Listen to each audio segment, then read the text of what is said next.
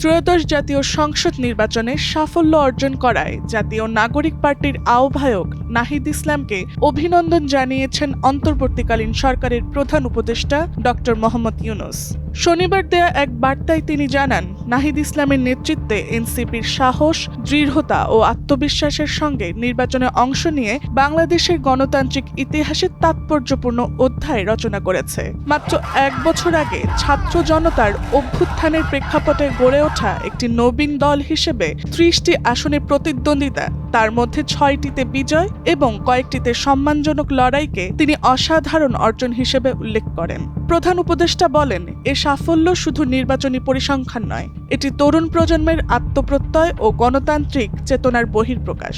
তিনি আন্দোলনের দিনগুলোর কথা স্মরণ করে নাহিদ ইসলামের নেতৃত্ব, সাহসিকতা ও সহযোদ্ধাদের আত্মত্যাগের প্রতি গভীর শ্রদ্ধা জানান। তিনি আরও বলেন, উপদেষ্টা পরিষদের সহকর্মী হিসেবে নাহিদের কর্মদক্ষতা, নীতিগত দৃঢ়তা ও প্রশাসনিক দক্ষতা তাকে মুগ্ধ করেছে।